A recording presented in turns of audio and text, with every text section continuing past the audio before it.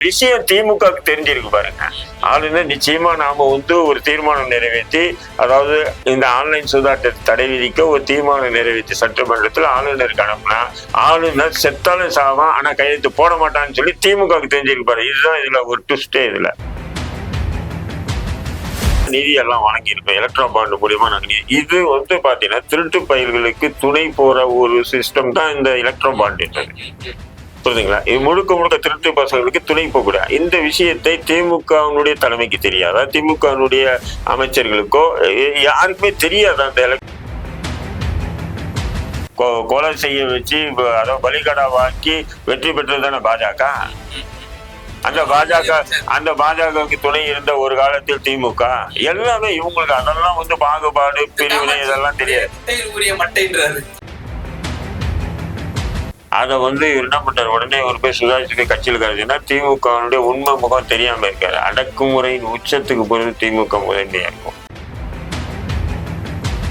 அது அந்த தற்கொலை செய்து கொண்ட நிறைய இளைஞர்களுடைய பாவத்துக்கு ஆளாவீங்க. அதனால பாவம் வந்தா நாங்க பாத்துக்கிறோம், நீங்க வேற ஏதாவது சப்ஜெக்ட் இருந்தா கேளு. அதெல்லாம் உதயநிதி ஸ்டாலினுக்கும் சம்மந்தம் இல்ல, திருமதி உதயநிதி ஸ்டாலின் அம்மாவுக்கும் இது இல்ல. ஏதோ ஒரு சாங் வெளியீட்டு விழாவுக்கு கூப்பிட்டாங்கிறதுக்காக போயிட்டு வந்தாக்கா அதுக்காக அவங்களுக்கு தொடர்பு இவங்களுக்கு தொடர்பு. ஏயா பிஜேபி மிரட்டிட்டு இருக்கு. எப்படியாவது நீங்க பாஜக அதிமுக கூட கூட்டணி வச்சீங்கன்னா சிபிஐ கேஸ் இருக்கு அன்புமணி ராமதாஸ் மீது, அதை நாங்க தோண்டுவோம் அப்படின்றதுனால கொஞ்சம் வெளியிடாம இருக்காங்க. அப்போ பாஜகவை நியாயமான எதிர்க்கிறது கட்சி நாம் தமிழர் கட்சியா தானே இருக்கு. திமுக நம்ம பார்க்க முடியலையே, எந்த ஒரு ரைடோ எந்த ஒரு வழக்கோ உங்கள் மீது போட்ட மாதிரி தெரியலையே சமீப காலத்துல. இருக்கா இருக்கு, அதனாலதான் கேள்வி கேட்க. குக்கு செய்திகள் நேயர்களுக்கு வணக்கம். இன்றைய விவாத நிகழ்ச்சியில நம்மோடு இணைந்திருக்கும் சிறப்பு விருந்தினர்கள் தமிழ்நாடு நாயுடு பேரவை தலைவரும் திமுகவின் மூத்த உறுப்பினருமான முனைவர் காமாட்சி ஐயா அவர்களும், மேலும் இந்திய தேசிய கட்சியினுடைய நிறுவன தலைவர் திரு தரா ரஹீம் அவங்க தான் அடிச்சிருக்காங்க. இருவருக்கும் முதல்ல திரு தரா ரஹீம் ஐயா அவர்கள் எலக்ட்ரல் பாண்ட்ஸ்ல பெரிய ஆதாயம் அடைஞ்சது மத்திய அளவுல பாரதிய ஜனதா சொல்லலாம், மாநில அளவுல திரிணாமுல் காங்கிரஸ் அந்த வரிசையில இருக்கு.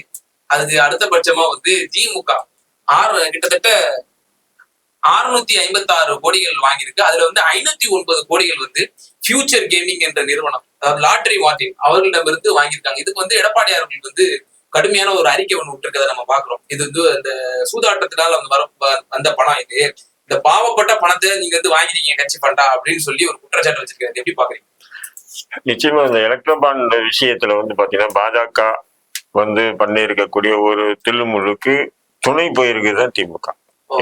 ஆமா 100% துணை போயிருக்கு. இப்போ எலக்ட்ரானிக் பாண்டுன்றது இப்ப நமக்கு தெரியல, உங்களுக்கு தெரியுமா? இந்த நிகழ்ச்சி இந்த செய்தி வரதுக்கு முன்னாடி இப்படி ஒரு எலக்ட்ரோ பாண்டுன்னு ஒண்ணு இருக்கு, அந்த பாண்டை வாங்கி நாம பெரிய பெரிய அரசியல் கட்சிக்கு நிதி கொடுக்கலாம் அப்படின்றது யாருக்குமே தெரியாத ஒரு ரகசியமா தான் இருந்தது. புரியுதுங்களா? அந்த விஷயம் இப்போ வெளியே வந்ததுனாலதான் இத்தனை பேரும் இவங்க வாங்கியிருக்காங்க காசு அப்படின்றது அம்பலமாயிருக்கு. அதுல பாத்தீங்கன்னு சொன்னா இப்ப 48% மேல பாத்தீங்கன்னு சொன்னா பிஜேபி வாங்கி இருந்தாலும் மற்ற கட்சிகள் மாநில கட்சிகளும் வாங்கியிருக்காங்க. அப்ப திமுகவும் வாங்கியிருக்கு இல்லைங்களா?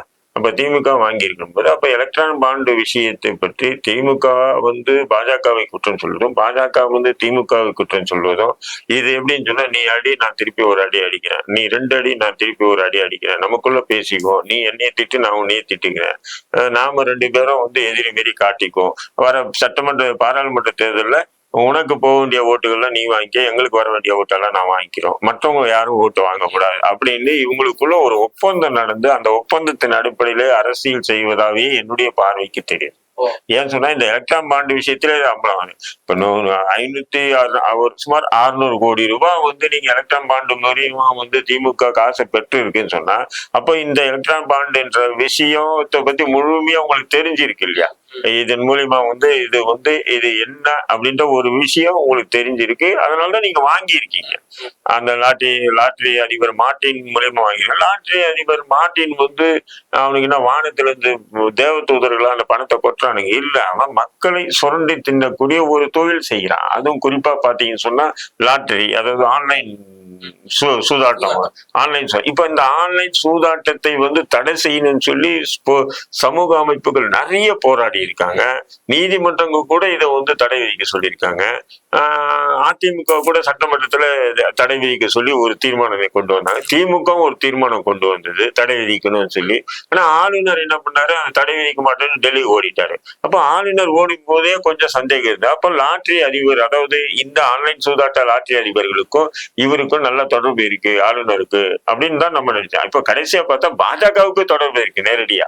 ஏன்னு சொன்னா மார்ட்டினுடைய ஒரு பிள்ளை வந்து பாஜக கட்சியில இருக்காரு, மார்ட்டினுடைய மனைவி பாஜக பொறுப்புல இருக்காங்க. அப்படிங்கும் போது பாஜகவுக்கும் வந்து 2000-3000 கோடிக்கு குறைஞ்சது வந்து இவங்க அந்த எலக்ட்ரா பாண்ட் மூலியமா வந்து நிதியை கொடுத்திருக்காங்கன்னும் போது அப்ப அந்த சூதாட்டத்தை வந்து எப்படி இவங்க தடை விதிப்பாங்க சொல்லுங்க? கொஞ்சமாச்சும் என்ன அப்ப தடை விதிக்க மாட்டாங்க. அதனால்தான் ஆளுநர் இருக்கு, அதுக்கு இது பண்ண ஒரு விஷயம். இன்னொரு விஷயம் பாத்தீங்கன்னா, ஆளுநர் இப்படி பண்ணுவார் என்ற விஷயம் திமுக தெரிஞ்சிருக்கு பாருங்க. ஆளுநர் நிச்சயமா நாம வந்து ஒரு தீர்மானம் நிறைவேற்றி, அதாவது இந்த ஆன்லைன் சூதாட்டத்தை தடை விதிக்க ஒரு தீர்மானம் நிறைவேற்றி சட்டமன்றத்தில் ஆளுநருக்கு அனுப்புனா ஆளுநர் செத்தாலும் சாவான் ஆனா கையெழுத்து போட மாட்டான்னு சொல்லி திமுக தெரிஞ்சிருக்கு பாரு. இதுதான் இதுல ஒரு ட்விஸ்டே. இதுல ஏன் திமுக தெரிஞ்சிருக்குன்னா, திமுகவும் பல கோடி ரூபாய் அதே மார்ட்டின் கிட்ட வந்து 600 கோடி, சுமார் 600 கோடி ரூபாய் கிட்ட நிதி பெற்றிருக்காங்கன்னு போது, அப்ப அந்த ஆன்லைன் சூதாட்ட அதிபர் யாருன்னு சொன்னா மார்ட்டின் தான் சொல்லி திமுகவுக்கு தெரியும். திமுகவுக்கு தெரியும் போது அந்த திமுக தெரிஞ்சிருந்து லஞ்சத்தையும் வாங்கிட்டு அவங்க ஒரு தீர்மானம் நிறைவேற்றிட்டு, நீ கவலைப்படாத நம்ம தீர்மானம் அனுப்புறான், ஆனா அவன் கையெழுத்து போட மாட்டான், ஏன்னா அவன் 3000 கோடி 4000 கோடி வாங்கியிருக்கான், கையெழுத்து போட மாட்டான்னு எவ்வளவு ஒரு உத்தரவாதத்தோட திமுக தெரிஞ்சிருக்கு. அப்போ திமுக வந்து இந்த எலக்ட்ரா பாண்டு விஷயத்துல பேசுறதுக்கு தகுதியே கொஞ்சம் கூட இல்லை. தமிழ்நாட்டுல எலக்ட்ரா பாண்டு விஷயத்தை பேசுறதுக்கு இன்னைக்கு முழு தகுதி யாருக்கு இருக்குன்னா எடப்பாடி பழனிசாமிக்கு இருக்கு, அதிமுக இருக்கு. அது வந்து பாத்தீங்கன்னு சொன்னா அது நிதியா வருது பாத்தீங்கன்னா, அது எலக்ட்ரா பாண்டுன்னா எதுன்னு தெரியல அவருக்கு. உண்மையில எலக்ட்ரா பாண்டு எனக்கு ஒண்ணுமே தெரியல, எலக்ட்ரா பாண்டுன்னா என்னன்னு சொல்லி கேட்டாரு. ஆனா அவருக்கு அதிமுகவுக்கு தகுதி இருக்கு தவிர திமுகவுக்கு தகுதி இல்லை. ஏன்னு சொன்னா இந்த மார்ட்டின் விஷயத்துல உங்களுடைய முரண்பாடு சொல்றேன் தெளிவா. மார்ட்டின் விஷயத்துல 2 பேருமே சேர்ந்து கூட்டு களவாணி. நான் வந்து மக்கள் அதை எது தெரிவிக்கிறாங்க, நான் வந்து நம்ம சட்டமன்றத்தில் ஒரு தீர்மானம் கொண்டு வரோம், அந்த தீர்மானம் நீ ஆளுநர் நிராகரிப்பார். நிராகரிச்சாரா இல்லையா? நிராகரிச்சாரா இல்லையா? அந்த அளவுக்கு வந்து மக்களுடைய வந்து, அதாவது மக்கள் வந்து அநியாயமான எத்தனை பேர் அதுல சாகுறான், எத்தனை பேர் பொருளாதார இழப்பு வந்து ஆளாகிறான். இப்ப இவனுங்க வந்து அதுல வந்து அண்ணனுக்கு மிஞ்சி தம்பி இல்ல, தம்பிக்கு மிஞ்சி அண்ணன் இல்ல அப்படின்ற மாதிரி பாஜக திமுக வந்து கூட்டு களவாணியில இப்படி கொள்ளடிக்கிறாங்க. பாஜக பாத்தீங்கன்னு சொன்னா இன்னொரு விஷயத்தையும் பாத்தீங்கன்னா, இப்போ இது அதாவது கொரோனா தடுப்பூசி, அந்த தடுப்பூசி தயாரிக்கிற கம்பெனி கிட்ட இருந்து 500 கோடி ரூபாய் வாங்கியிருக்கான். அப்போ ஒரு ஊசி, அதாவது மருந்து தயாரிக்கக்கூடிய கம்பெனி நிச்சயம் அவன் 500 கோடி ரூபாய் லஞ்சம் கொடுக்குறான்னு சொன்னா அப்ப அந்த மருந்தினுடைய தன்மை என்ன? இது உயிருடன் நேரடியா போரிடக்கூடிய ஒரு விஷயம். மருந்து என்பது சாதாரணமானது இல்லை. கொரோனா என்ற ஒரு கொடிய நோய், அந்த கொடிய நோய்க்கு பயன்படுத்தக்கூடிய ஒரு மருந்து அந்த தடுப்பூசி. அப்படிதான் நீங்க சொன்னீங்க. அப்படின் போது அதை எவ்வளோ, அதுக்கு நீ 500 கோடி ரூபாய் அரசுக்கு, அதாவது பாஜகவுக்கு நிதி வழங்கியிருக்காங்க சொன்னா அப்போ அவன் அந்த மருந்தினுடைய தரத்தை எந்த அளவுக்கு கீழ்த்தரமா வந்து குறைச்சிருப்பான் பார்த்துரு. புரியுதுங்களா உங்களுக்கு? இப்போ குறைச்சிருந்தாங்கன்னா அப்ப அதை உட்கொண்ட மனிதர்களுடைய நிலை எதிர்காலம் என்ன? இப்ப எனக்கு தெரியுது, நிச்சயமா சத்தியமா சொல்றேன், அறுதிட்டு கூறுகிட்டேன், மோடியும் அமித்ஷாவும் இந்த தடுப்பூசி மருந்து போட்டே இருக்க மாட்டாங்கன்னு நினைக்கிறேன் எனக்கு. புகைப்படம் வெளியிட்டாரு. புகைப்படம் என்ன, இப்ப நான் கூட தான் அண்ணன் இருக்காரு, ஒரு இன்ஜெக்ஷன் வச்சு இப்படி அண்ணன் இப்படி அப்படின்றாரு. அப்போ இன்ஜெக்ஷன் போட்ட மாதிரி ஆயிடுமா? பண்ணலாமா ஒரு சீனு? அது நாடகம்னு சொல்றீங்க? பின்னாங்க நான் என்ன சொல்றேன், அப்படி இது நான் என்ன சொல்றேன், ஒரு கொலை கூட பண்ணலாங்க. இதெல்லாம் கொடி, அந்த போதை மருந்து விற்பனை செய்யறான் பாத்தீங்களா, அவனுக்கும் இந்த அத கொரோனா என்ற அந்த தடுப்பூசி மருந்துகிட்டயே 500 கோடி ரூபாய் வாங்கி அந்த தடுப்பூசிகளை வந்து ஒரு குறைந்த தரத்தோட மக்களுக்கு விநியோகம் பண்ணிருக்காங்க. இது 2 வேறு ஒரே மாதிரி தான். உங்களுக்கும் திமுகவுக்கும் பாஜகவுக்கும் ஒரு அண்டர்ஸ்டாண்டிங் இல்ல, 2 பேரும் கூட்டுக்கலான இதை பண்ணிருக்கீங்க இந்த எலக்ட்ரல் பாண்ட்ஸ் மூலியமா. குறிப்பா இந்த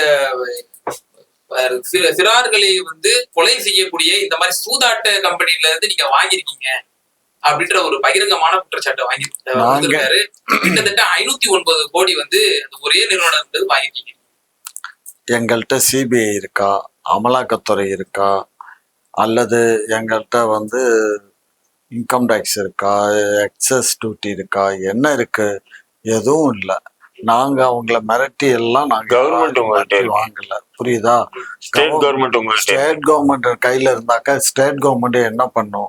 நீங்க நல்லா நினைச்சு பண்ணிருக்கீங்களா? 600 கோடி வாங்கியிருக்கீங்க. நாங்க அவங்க கொடுத்துருக்காங்க, நாங்க வாங்கியிருக்கோம். அதான் அப்ப அந்த எலக்ட்ரா பாண்டை பத்தி இன்னைக்கு பேசுறதுக்கு தகுதி திமுகக்கு இல்லைன்றா, வேற ஒண்ணு இல்ல. நாங்க தான் இப்பயும் சொல்றோம், எலக்ட்ரோ பாண்டு வேண்டாம், எலக்ட்ரோ பாண்டு அப்ப வேண்டாம். 600 கோடி ரூபாய் வாங்குனீங்களா, அது திருப்பி கொடுத்துறீங்களா? கண்டிப்பா கொடுத்துருவோம். யார்கிட்ட? யாரு கேக்குறாங்களோ, யாரு கொடுத்தாங்களோ கேக்குறாங்கன்னா கொடுத்துருவோம். ஐயா, உங்க தலைமை அப்ப அந்த எலக்ட்ரோ பாண்டு இல்ல, அந்த எலக்ட்ரோ பாண்டு திருட்டு தொழில் அப்படின்னு தெரிஞ்சிருந்து எலக்ட்ரோ பாண்டு சார், விஷயத்துல துணை போனது அவங்க சார் நாங்க வாங்கல சார், அவங்களா கொண்டு வந்து கொடுத்துருக்காங்க சார். அவங்க என்ன பண்ணுவாங்கன்னா, இப்ப நீங்க கொடுக்குறீங்கன்னா நீங்க நேரா பேங்க் போவீங்க, அங்க ஒரு application form, electro bond application கொடுப்பாங்க, அவங்க ஒரு அப்ளிகேஷன் ஃபார்ம் கொடுப்பாங்க, அதை ஃபில்அப் ஏன் பண்ணி அதே நீங்க அதே எலக்ட்ரல் பாண்டியா வந்து கேரளால கம்யூனிஸ்ட் ஆளுது, ஒரு பைசா கூட வாங்கலையா அது மூலியமா? இங்க பாரு, அவங்க வாங்குறது இல்லப்பா, அவங்க சார் கொடுக்கறது தான். அவங்களுக்கு தெரியுது சார், இது வந்து இது ஃப்ராடுத்தனம். எலக்ட்ரல் பாண்ட்ஸ் மூலியமா வாங்குறது வந்து முறைகேடுன்னு கம்யூனிஸ்டுகளுக்கு தெரியுது. முறைகேடுங்கிறது வந்து தெரியுது தெரியல, அதான் சட்ட வடிவம் ஆக்கிட்டானே. சட்ட வடிவமா அதான் சார், இது வந்து லீகல் என்னன்னா, அமித்ஷா கூட இன்னைக்கு என்ன சொல்ற, கருப்பு பணத்தை கட்டுப்படுத்துறது இந்த எலக்ட்ரா பாண்டுன்னு சொல்லி அப்பட்டமா போய் பேசுறாங்க. ஆக்சுவலா என்னன்னு சொன்னீங்கன்னா, இந்த எலக்ட்ரா பாண்டு இது வச்சுக்கிட்டு இப்ப குறைஞ்சது 500 கோடி ரூபாய் அந்த தடுப்பூசி தயாரிச்ச மருந்து கம்பெனி கொடுக்குதுன்னு வச்சுக்கலாம். இப்ப அந்த 500 கோடி ரூபாய் வந்து அவங்க இன்கம் டேக்ஸ் எல்லாம் கட்ட வேண்டியது இல்லை, புரியுதுங்களா? இதுல வந்து நாங்க பாரு எலக்ட்ரா பாண்டு நாங்க நிதி வந்து டொனேஷன் கொடுத்துருக்கோம் அப்படின்னு சொல்லி அதை வந்து என்ன பண்ணாங்க, தவிர்த்திக்காங்க. ஒண்ணு. ரெண்டாவது என்னன்னு சொன்னா, அரசு பொதுத்துறை நிறுவனங்கள் கிட்ட இருந்து வாங்கி இருக்கக்கூடிய அந்த வங்கி கணக்கு இருக்கு பாத்தீங்களா, அது வந்து என்ன ஆகும், ஒரு குறிப்பிட்ட காலத்துல எங்களுக்கு மிகப்பெரிய லாஸ் ஆயிடுச்சு. லாஸ் ஆனதுக்கு காரணம் நாங்க இப்படி எல்லாம் நிதி எல்லாம் வாங்கியிருக்கோம் எலக்ட்ரா பாண்டு மூலியமா. நாங்க இது வந்து பாத்தீங்கன்னா திருட்டு பயிர்களுக்கு துணை போற ஒரு சிஸ்டம் தான் இந்த எலக்ட்ரா பாண்டு.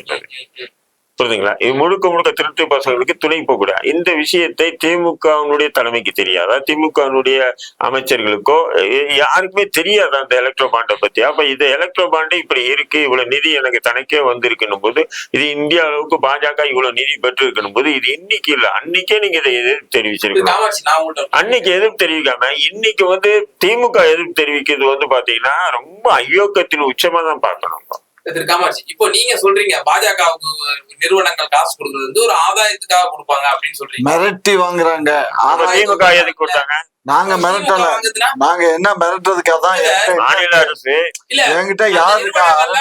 நாங்க என்ன ஈடி வச்சிருக்கோமா? கரெக்டா மொத்தம் வந்து 32 34 நிறுவனங்கள் தான் டொனேஷன் கொடுத்துருக்காங்க. அதுல 14 நிறுவனங்களை வந்து கடந்த ஒரு வாரம் 4 நாளைக்குள்ள ரெய்டு பண்ணிருக்கான் இடி. அந்த ரெய்டு பண்ண நாளுக்கு அடுத்த 2 நாள் 3 நாள் கழிச்சுதான் இந்த பணம் எலக்ட்ரோ பாண்ட்ல பணம் போட்டிருக்கான். அது கரெக்டா 14 நிறுவனங்கள் எடுத்தாச்சு லிஸ்ட், அவங்களே எடுத்து தான் சொல்றான், நம்ம சொல்லல. அது அதாவது பாஜக செய்யறது அயோக்கியத்தின் உச்சனை, அதுல எந்த மாற்று கருத்து இல்ல. அது மிரட்டி வாங்குறது நீங்க எல்லாம் சொல்றது உண்மைதான். ஏன்னு சொன்னா, இந்த பசு ஏற்றுமதி விஷயத்துல, பசு ஏற்றுமதி அதாவது பசு மாட்டுக்கறி ஏற்றுமதி விஷயத்துல மட்டும் பாத்தீங்கன்னா 7 கோடி 9 கோடி 10 கோடின்னு இப்படின்னு பசு ஏற்றுமதி நிறுவனம் கிட்டே வாங்கியிருக்கான்.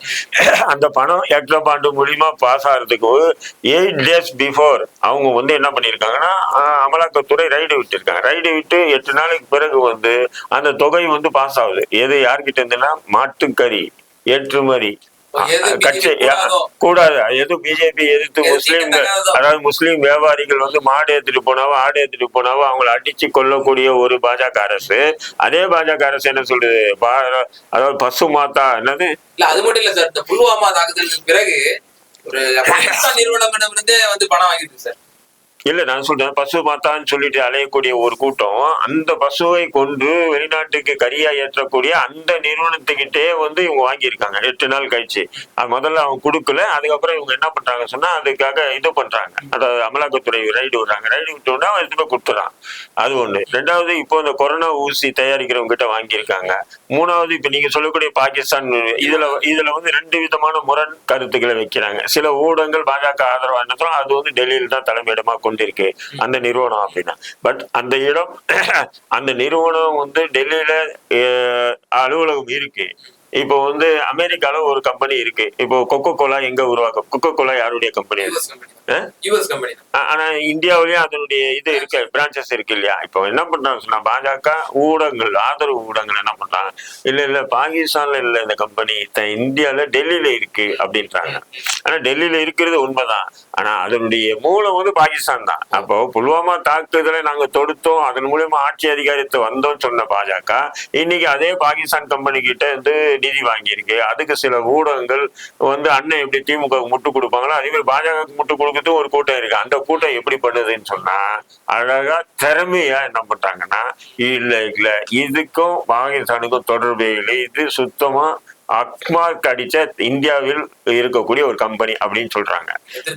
எதுக்கு இந்த உங்களுக்கு இந்த பாவப்பட்ட டிவி, உங்களுக்கும் பாஜகவுக்கும் என்ன வித்தியாசம்னு சொல்லி கேக்குறாரு.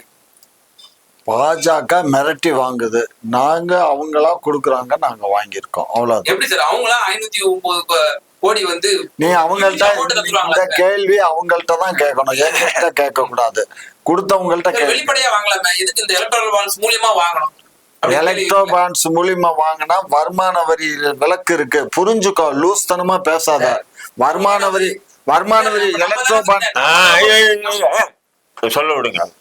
வருமான வரி விலக்கு இருக்கிறதுனால எலக்ட்ரோ பாண்ட்ல கொடுக்குறான் இல்லையா? அப்போ வருமானம் அப்போ இவங்களுக்கு எலக்ட்ரல் கொடுக்கணும்.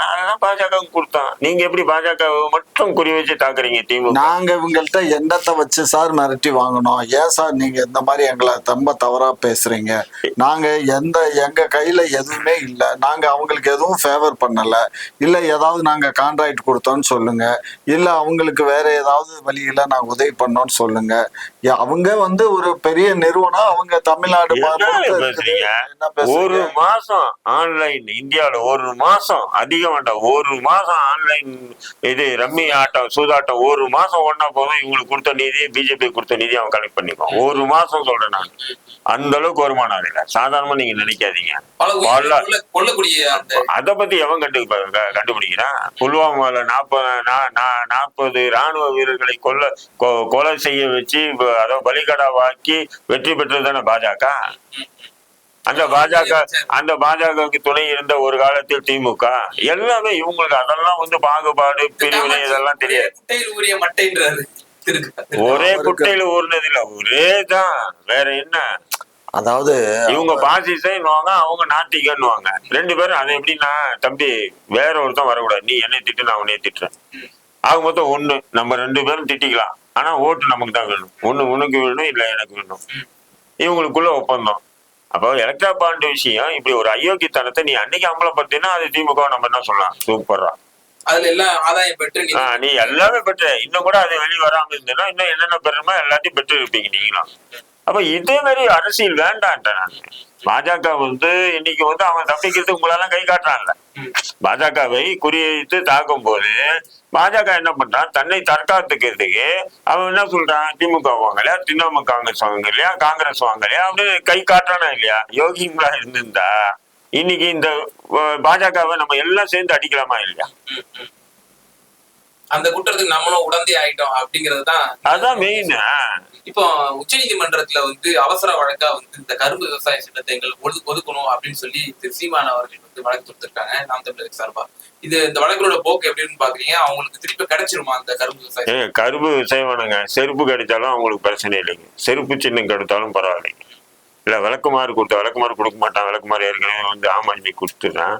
செருப்பு சின்னம் கொடுத்தா கூட அவங்களுக்கு கிடைச்சிடும். அது இல்லாம வேற எந்த சின்னம் கிடையாது, ஏதாவது கூட வாய்ப்பு இருக்குன்றீங்களா? நிச்சயம். அது நாம் தமிழர் கட்சிக்கு ஒரு விதமான இமேஜ் இருக்கு, தொடர்ந்து தனித்து நிக்கிறதுனால மூன்றாவது ஒரு இடத்தை வந்து அந்த கட்சிக்கு தான் கிடைக்குமே தவிர மற்றபடி வந்து ஒருவேளை வளர்ந்தாருன்னா யாருக்கு அச்சுறுத்தலா இருப்பாருன்னு நீங்க நினைக்கிறீங்க? எந்த கட்சிக்கு குறிப்பா அச்சுறுத்தலா இருக்கும் அவரோட வளர்ச்சி என்பது? அதெல்லாம் நம்ம எதுவுமே சொல்ல முடியாது. இப்போ சில பேர் திமுக அச்சுறுத்தல், சில பேர் சொல்லுவாங்க, சில பேர் அண்ணா திமுக அச்சுறுத்தல்ன்னுவாங்க. அவர் ஆட்சிக்கு வந்து அவர் ஆட்சியில நடத்தக்கூடிய விதத்தை வச்சுதான் அதை யாருக்கு அச்சுறுத்தல்னு சொல்ல முடியும். புரியுதுங்களா? இப்போ நம்ம அவருடைய வளர்ச்சி, அவரோட வாக்கு உயர்கிறது அப்படி பார்த்தோம்னா, ஏதாவது ஒரு திராவிட கட்சியில இருந்தோ ஆளுங்கட்சியில இருந்தோ அதனுடைய அதிருப்தியினுடைய வெளிப்பாடா தானே அவருக்கு வந்து தெரியும். இல்ல அப்படி ஐடியாலஜி பிளஸ் இல்ல அந்த மாதிரி நம்ம பார்க்கவும் முடியாது. இப்ப உதாரணத்துக்கு பாத்தீங்கன்னா, காங்கிரஸ் இந்தியாவை ஆண்டு கொண்டு இருக்கும்போது தமிழ்நாட்டுல தான் இந்தியாவிலேயே வந்து முதல் முறையா வந்து தமிழ்நாட்டுல திமுக என்ற ஒரு கட்சியை உருவாக்குறாங்க. திமுக உருவாக்கி காங்கிரஸை தோற்கடிக்கிறாங்க. அப்ப திமுக உருவாகும் போது வந்து என்ன சொன்னாங்கன்னா, காங்கிரஸுக்கு இது மிகப்பெரிய பின்னடைவு. ஏன்னா அப்ப காங்கிரஸ் தான் ஒரு கட்சி, வேற எந்த கட்சியுமே இல்லை. காங்கிரஸுக்கு தான் பாதிப்பு வரும், ரெண்டு கட்சி இல்லை, இது அதுவா இருந்தது. அப்ப ஒரே கட்சி இருக்கும்போது அதுக்குதான் பாதிப்பு வந்தது, அதான் பாதிப்பு வரும். இப்போ வந்து திமுக அதிமுக இருக்கு. அப்ப அதிமுக பாதிப்பு வருமா, திமுகவுக்கு பாதிப்பு அதிகமா வருமானதெல்லாம் நம்ம பார்க்க முடியாது.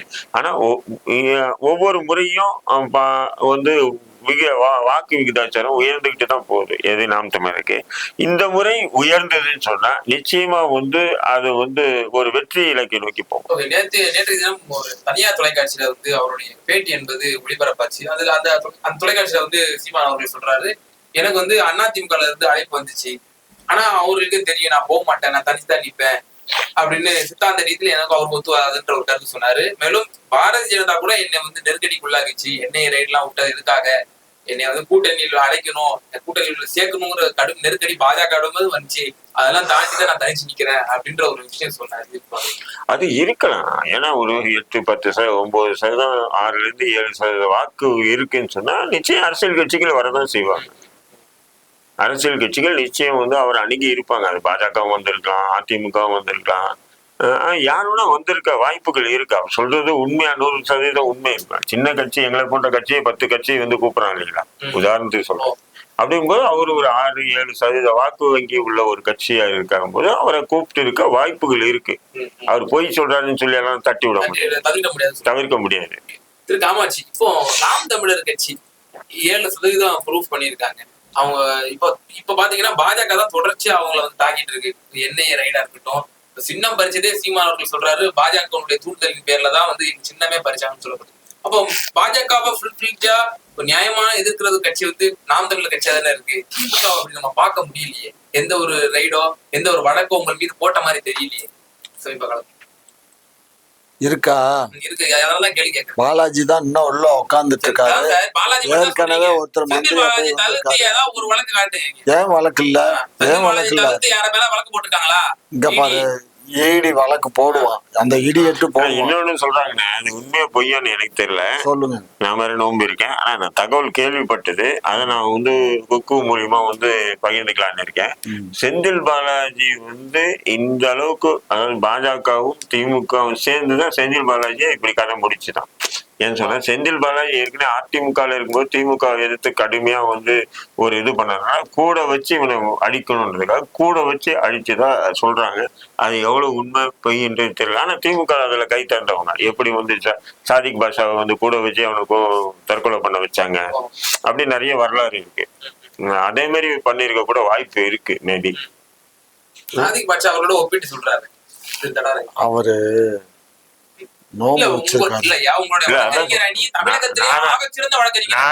என்னுடைய கருத்துன்னு சொல்ல கேள்விப்பட்டது நான் சொல்றேன். அதான் சொல்றேன், நோம்பு வச்சுட்டு புறம் பேசக்கூடாது. இது புறம் பேசல. நான் என்ன சொல்றேன், நான் கேள்விப்பட்டது அண்ணன் கிட்ட கேக்குறேன், உண்மையானு கேக்குறேன். அது 100% உண்மை இல்ல.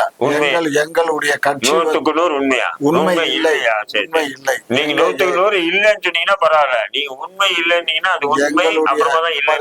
எங்க முதலமைச்சரும் சரி, அவருடைய முன்னாள் முதலமைச்சர் மு.க. ஸ்டாலின் அவர்களா இருந்தாலும் சரி, அவருடைய தகப்பனார் முன்னாள் மு.க. ஸ்டாலின் வந்து முன்னாள் முதல்வர் இல்லை. இல்லங்க, நான் சொல்றது வந்து மு. கருணாநிதி அவர்களாக இருந்தாலும் சரி, அல்லது நம்மளுடைய முதலமைச்சராக இருந்தாலும் சரி, அவர்கள் இருவரும் தாய் உள்ளம் கொண்டவர்கள். எல்லாற்றையும் காப்பாற்றித்தான் பழக்கமே தவிர யாரையும் நட்டாற்றில் விட்டு பழக்கம் இல்லை.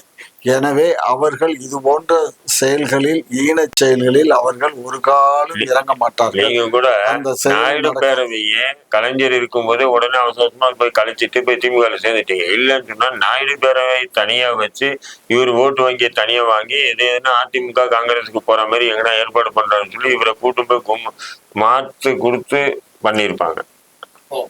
அதை வந்து இவர் என்ன பண்றாரு, உடனே ஒரு போய் சுதாரிச்சு போய் கட்சியில் கழிச்சுன்னா திமுகவுடைய உண்மை முகம் தெரியாம இருக்காரு. அடக்குமுறையின் உச்சத்துக்கு போறது திமுக முதன்மையா இருக்கும்.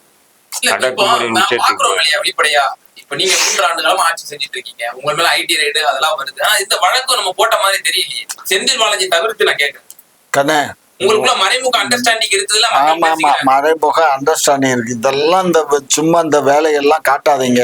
இதெல்லாம் நீங்க வந்து தேர்தல் பிந்தைய நீ இப்ப ரெடியா இருக்கு, மத்திய அமைச்சர்கள் எல்லாம் கேட்டு வச்சிருக்கு திமுக. ஆமா ஆமா, ஒரு தனி பெரும் மெஜாரிட்டி வர்ற மாதிரி தெரியல பிஜேபி. டபக்குன்னு திமுக போய் ஆதரவு கொடுத்துரும் அப்படின்னு பேசப்படுது மக்கள் மத்தியில. ஆனா இந்த எலக்ட்ரா பாண்ட் விஷயத்துல சிடிஆர் பயணி இவரு யாரு பிடிஆர் பழனிவேல் அவர் தான் வந்து வெளியிட்டு இருக்காரு. அந்த ஆள் கொஞ்சம் நேர்மையான ஆளு, அந்த ஆளுக்கு அதிசயமா இருக்கு. ஆனா போய் கொள்ளை அடிக்குது இப்படி ஒரு வழியை கண்டுபிடிச்சு கொள்ளை அடிக்கிறதுல இப்படி ஒரு வழியை கண்டுபிடிச்சு கொள்ளை அடிச்சுட்டு இருக்கானுங்க. சரி, இதை வச்சு நம்ம என்ன பண்ணோம், பிஜேபி பெரிய அமௌண்ட் அடிச்சிருக்கான்னு சொல்லி அதை காட்டி நம்ம இதை வெளியெடுக்கணும். ஆனா இவங்களுக்கு நாருது. நாங்க ஒன்றும் நாரல, நாங்க ஒன்றும் ஈடிய வச்சு மிரட்டி காசு வாங்கல. அவங்களா கொடுத்துருக்காங்க, நாங்க வாங்கியிருக்கோம், அவ்வளவுதான். சூதாட்ட வியாபாரி, இந்த சூதாட்ட வியாபாரி கிட்டே எதுக்கு நம்ம ரம்மியை வந்து தடை செய்யணும்? நாங்க அது வந்து பாதிப்பு இருக்குங்கிறதுக்காக தான்.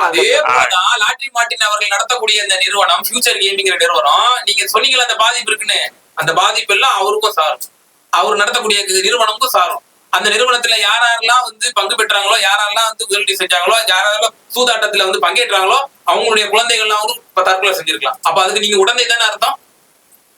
நாங்க பணத்தை தாயா வாங்கணும், நாங்க உடந்தைன்னு எப்படி நீ எங்களை குற்றம் சாட்டுவாங்க? பாரு, நீங்க பணத்தை தானே வாங்கினீங்க, அந்த பணத்துல எழுதி இருக்காது லாட்டரி எங்கள்கிட்ட அப்படி கேக்குறீங்க. அவசரப்படாதீங்க, பணத்தை தான் வாங்கினீங்க, அந்த பணத்துல நிச்சயமா எழுதியிருக்காது இது வந்து ஆன்லைன் லாட்டரி மோசடி மூலியமா வரக்கூடிய வருமானம் எழுதியிருக்காரு. நான் என்ன சொல்றேன், அந்த நபர் யாரு, அந்த தொழில் தானே செய்யறாரு, அந்த தொழில் தான் செய்யறாரு, அரசுக்கு தெரியாதா? நீங்க ஏன்னா ஆன்லைன் லாட்டரியை வந்து சட்டமன்ற தீர்மானம் வச்சு தடை பண்ணணும்னு சொல்லி ஆளுநருக்கு அனுப்புறீங்க. அப்படிங்கும்போது இந்த ஆன்லைன் முதலாளி யாரு, மார்ட்டின் தான்ன்றது உங்களுக்கு தெரியுமா தெரியாது சொல்லுங்க திமுகவுக்கு? அதெல்லாம் எங்களுக்கு தெரியும், தெரிஞ்சிருந்து வாங்கினீங்க இல்லையா? அப்ப அதுக்கு அது அந்த தற்கொலை செய்து கொண்ட நிறைய இளைஞர்களுடைய பாவத்துக்கு ஆளாவீங்க. அதனால பாவம் வந்தா நாங்க பாத்துக்கிறோம், நீங்க வேற ஏதாவது சப்ஜெக்ட் இருந்தா கேளு, சும்மா நோண்டிட்டு இருப்பாங்க. பாவத்தையே விலை கொடுத்து வாங்குற அளவுக்கு திமுக ரெடி ஆயிட்டாங்க. பாவத்தையே பாத்துக்கிறாங்களாம், பாவத்தையே டீல் பண்ணிக்கிறாங்களாம். ஏன்னா அந்த அளவுக்கு அவங்களுக்கு வந்து பணம் வச்சுக்கிட்டு அகம்பாவத்து உச்சத்துக்கு போயிட்டே இருக்காங்க, பாவத்தையே டீல் பண்றாங்களாம். சரி, ஜாஃபர் சாதிக் வந்து சென்னைக்கு அழைத்து வரப்பட்டிருக்காரு. அந்த விசாரணை கோணங்கள் எப்படி போகும்? மேலும் திமுக காரங்க எல்லாம் வந்து சிலருக்கு வயிற்றுல புளிய கரைச்சமா இருக்குன்னு சொல்லி அதிமுக காரங்க எல்லாம் பேசிக்கிறாங்க. இது எப்படி பாக்குறீங்க? என்ன தகவல் வந்து தானே? ஆமா, இல்ல ஏதாவது தகவல் வந்திருக்கா திமுக? எங்களுக்கு அவனுக்கு என்னப்பா சொந்தம் தான், எங்க கட்சியில அவன் இருந்தாங்கிறதுக்காக எல்லாமே. நீங்களே என்ன சொன்னீங்க, அவன் தனிப்பட்ட முறையில பண்ணியிருந்தான்னா இன்னைக்கு இவ்வளவு பிரச்சனை வந்திருக்காது. இதனை காட்டிலும் அதிகமா போதைப் பொருள்கள் வித்தவனெல்லாம் வந்து வெளியில தெரியாம அவன் ஜெயில உட்கார்ந்துருக்கான். இவன் இந்த கட்சியில இருந்ததுனாலதான் அந்த கட்சிக்கும் கெட்ட பேரு, இவன் நம்ம இனத்துக்கும் கெட்ட பேருன்னு நீங்களே போன இன்டர்வியூல பேசுறீங்க. அப்புறம் திரும்ப திரும்ப என்னன்னா எங்களுக்கு என்னையா இருக்கு, எங்க மடியில கணம் இல்லையா, வழியில பயம் இல்லையா? எத்தனை ரெய்டு வரட்டும், யாரு வரட்டும், எது வந்தாலும் எங்களுக்கு அதை பத்தி கவலை இல்லை. நாங்க அந்த நாயிட்ட நாங்க எந்த தொடரும் வச்சுக்கிடல. நீங்க வைக்கல. ஆமா, வச்சிருக்கிற திமுக முக்கிய புள்ளிகளை பத்தி தான் பேசுறோம். நீங்க அப்படி ஏதாவது இங்க பாருங்க, அப்படி ஏதாவது இருந்தா அந்த முக்கிய புள்ளி எவனாவது அவன்கிட்ட கை விட்டு வாங்கி ஏதாவது கூட்ட பார்ட்னரா இருந்தான்னா அவன் ஜெயிலுக்கு போகட்டும். அதுல என்ன மாற்று கருத்து இருக்கு? அதுக்கு நாங்க ஏன் பயப்படணும்? உதயநிதி ஸ்டாலின் அதெல்லாம் உதயநிதி ஸ்டாலினுக்கும் சம்பந்தம் இல்ல, திருமதி உதயநிதி ஸ்டாலின் அம்மாவுக்கும் இது இல்ல. ஏதோ ஒரு சாங் வெளியீட்டு விழாவுக்கு கூப்பிட்டாங்கிறதுக்காக போயிட்டு வந்தாக்கா அதுக்காக அவங்களுக்கு தொடர்பு இவங்களுக்கு தொடர்பு. ஏயா இப்ப நீங்க தான் ஊடகத்துல பாக்குறீங்க, நிறைய பேர் என்ன போட்டோ எடுக்கிறாங்க. இல்லையா இப்ப அதுக்காக போட்டோல கூட நிக்கிறவங்க பூரா பிரச்சனையா? இல்லையா சும்மா இருக்க. NDPS ஆக்ட்னு ஒண்ணு இருக்கு. அந்த ஆக்டின் படி பார்த்தோம்னா யாரெல்லாம் வந்து இந்த போதைப் பொருள் கடத்தல்ல சம்பந்தப்படுறாங்களோ, அவங்க யாரெல்லாம் குடுக்கல் வாங்க கொடுத்துருக்காங்களோ, யாரெல்லாம் அவ்வளவு பேர் விசாரணைக்கு உட்படுத்தப்படுவார்கள் சொல்றாங்க. அதத்தான் நானும் ஆனா நீங்க என்ன சொல்றீங்க? உங்க அதிகாரத்தை வச்சுக்கிட்டு யாரெல்லாம் எங்களோட தொடர்பு படுத்தி பேசுறாங்களோ அவங்க எல்லாம் வழக்கு போடுவோம், சட்ட ரீதியா நடவடிக்கை எடுப்போம் பயமுறுத்துறீங்க. பேசக்கூடாது. அவன் நான் என்ன சொல்றேன், அவன் போலீஸ் கிட்ட இருக்குல்ல கேஸ், போலீஸ் விசாரணையில அதுக்கப்புறம் தெரிஞ்சதுக்கு அப்புறம் பேசணும். போலீஸ் விசாரணை தெரியறதுக்கு முன்னாடி எங்களை குற்றவாளியை சித்தரிக்கிறத நாங்க ஏற்றுக்கொள்ள முடியாது. அதுக்காக நான் உங்களை எல்லாம் விட்டு வைப்பேன்னு நினைக்காதீங்க. யார் எவன் எங்களை எல்லாம் கழுவி ஊத்துறானுங்களோ அவனால தான் விட்டு வைக்க மாட்டோம். நீதிமன்றமோ அல்லது வேற தனிப்பட்ட காவல்துறையில இருந்து எங்க மேல குற்றச்சாட்டு வந்து விசாரிச்சு அந்த விசாரணையில எங்க மேல ப்ரூவ் ஆனா அன்னைக்கு நீங்க பேசலாம். அதை விட்டு எடுத்தோம் காவல்துறை எங்க கட்சியில இருந்தாங்கிறதுக்காக நான் எல்லாமே எங்க மேல பழிய போறதா இருக்கும்போது பொள்ளாச்சி சம்பவம் உட்பட தமிழ்நாட்டில் நடந்த அத்தனை விஷயத்துக்கு முதன்மை மூக்க நுழைச்சுக்கிட்டு உங்களுடைய தலைவர் ஸ்டாலினே போய் தலைமை தாங்கி எத்தனை விஷயத்துக்கு அரசு நடவடிக்கை எடுத்து விசாரிக்கிறதுக்கு முன்னாடி இதுதான் அதுதான் சொல்லிட்டு பல போராட்டங்களை நீங்க முன்னெடுத்தீங்களா? அதெல்லாம் என்ன அர்த்தம்? அப்ப அப்பெல்லாம் வந்து இது போல கைது பண்ணி சிறையில தூக்கி போட்டு புறம்பான வேலையை நாங்க செய்யல. சட்டத்துக்கு உட்பட்ட வேலையை தான் அததான் நீங்க சட்டத்துக்கு உட்பட்டு பேசுறோம். நாங்க சட்டத்துக்கு உட்பட்டு பேசுங்க, உங்க மேல எந்த கம்ப்ளைண்ட் வராது. வேற சட்டத்துக்கு உட்பட்டு தானே பேசுறோம். சந்திச்சு இருக்காரு, புகைப்படம் இருக்கு, காசு வாங்கி இருக்காரு, புகைப்படம் இருக்கு. நீங்க சொல்றீங்க காசு வாங்குறது வந்து அது நிவாரண நிதிக்காகன்னு சொல்றீங்க. நான் சொல்றேன் இல்ல, அவங்க வந்து இந்த மாசம் வந்து ஒரு 50 கோடி சம்பாதிச்சேன், என்ன 10 கோடிக்கு உண்டான காசு இல்லைன்னு சொல்லி கொடுத்துருக்கலாம் அப்படின்னு நான் நினைக்கிறேன். ஆனா காசு கொடுத்ததுக்கு உண்டான எவிடன்ஸ் இருக்கு, ஆனா வீடியோ இல்ல, போட்டோ இருக்கு. போட்டோல நீங்க சொல்றீங்க நிவாரண நிதி கொடுத்தாங்க. நான் சொல்றேன் யாராவது லஞ்சம் வாங்குறவனா இருந்தா செக்க வாங்கி டிடிய வாங்கிட்டு இருப்பானா? லஞ்சம் டிடியாவா வரும்? ஏன் நீங்க வேற, அதாவது பேசிக் அறிவே தெரியாம பேசுறீங்க. எலக்ட்ரோ பாண்டுன்னு சொல்லி இப்ப வந்து லஞ்சம் வாங்குறவங்க வந்து இப்படி எல்லாம் வாங்குவானா? நைஸா வாங்கிட்டு போவாங்க பாரு.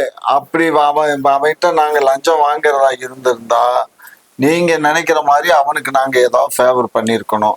அது இந்த காவல்துறை கண்டுபிடிக்கட்டும், நடுவன் காவல்துறை கண்டுபிடிக்கட்டும், அது எங்கள் மேல குற்றச்சாட்டு வைக்கட்டும், அன்னைக்கு நாங்க பாத்துக்கிறோம். இப்போ பாட்டாளி மக்கள் கட்சி மற்றும் தேமுதிக இது 2 கட்சிகள் தான் இப்ப முடியும். பாட்டாளி மக்கள் கட்சி தேமுதிக வந்து அதிமுக கூட கூட்டணி எப்போ இறுதியாகி 15 நாளைக்கு 10 நாளைக்கு மேல ஆச்சுங்க. உண்மையிலே திமுக உண்மையிலே திமுக கூட்டணி அறிவிச்சாங்க தெரியுமா? அதுக்கு முன்னாடியே அவங்க அறிவிக்கிறது. பாட்டாளி மக்கள் கட்சியும் தேமுதிகவும் அதிமுக கூட கூட்டணி இறுதி ஆயிடுச்சு. எப்ப சொல்றீங்க? நம்ம திமுக கூட்டணி முன்னாடியே அவங்க சொல்லி இருப்பாங்க. ஆனா சொல்ல முடியாத அளவுக்கு பாஜக வந்து நெருக்குதல். இந்த முறை பாஜக வந்து பாத்தீங்கன்னா சொன்னா சாதாரணமா அதிமுக விடல, எந்த அளவுக்கு முடியுமோ அந்த அளவுக்கு.